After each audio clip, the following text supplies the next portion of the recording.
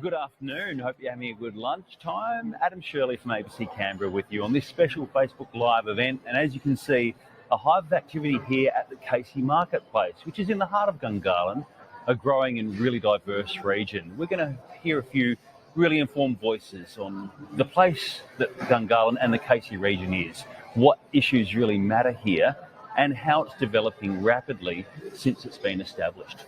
We're really keen to get your input as well. You'll see on our Facebook Live video, there's the opportunity for you to comment, raise an issue with our ABC Canberra team, respond to some of the things you're hearing in this broadcast as well. More voices, the merrier. What really counts, it's on you. People that I've spoken to is the aging population.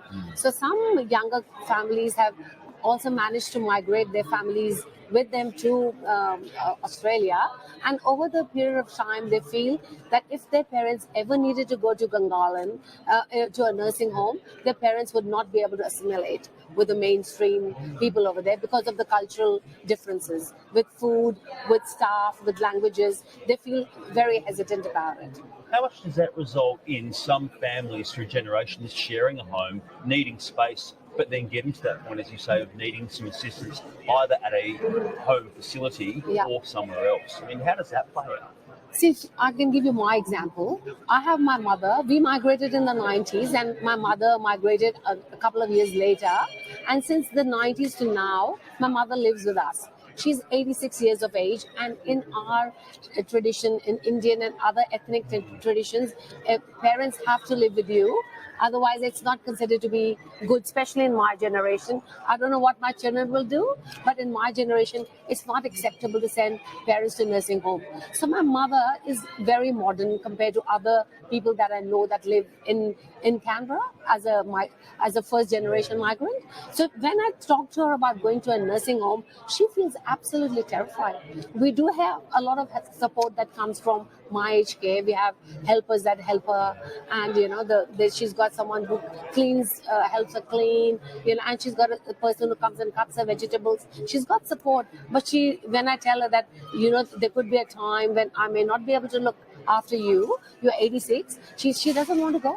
She says that when I go to a nursing home, I don't see any familiar faces, and for me to go there, I would feel very isolated. A challenging household conversation to have, no doubt, and one that is playing out, I suppose, in hundreds of houses around here. Absolutely. That also brings into the need for access to services nearby, public transport. Absolutely. At the other end of the age scale, maybe good schooling services too. Yeah. How much has that developed through this region in the last 10 years or so? I think it's really good to see how well developed Gungahlin has become in the last 10 years. There are multiple childcare centres, there are multiple schools. I think every suburb pretty much has a school there.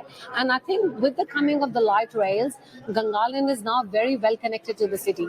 And it has eased the pressure of the Horse Park Drive, which was a point of contention for a very long time. Mm-hmm. So people are much happier now with the light rails moving to Gungahlin. It's definitely eased off that pressure of travelling.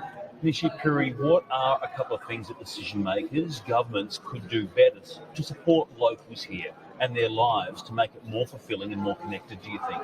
So some of the people that I talk to, my friends and others who live here, they feel that if they're sick, really sick, they have to go to either Canberra Hospital or Calvary. So what they feel is that there should be like a hospital, because Gungahlin is like a city within a city. So they feel that they should have their own hospital system here, more walk-in clinics where they can go.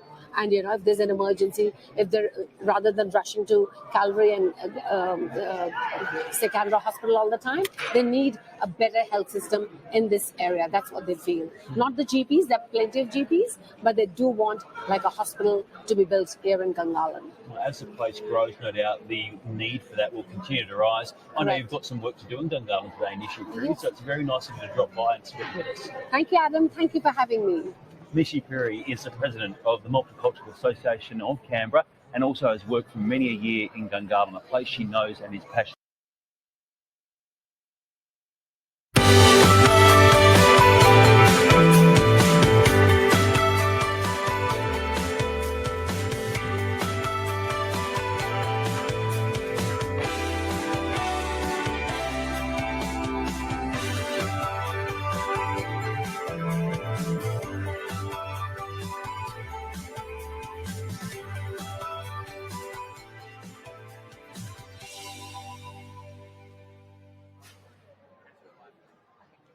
That's all right.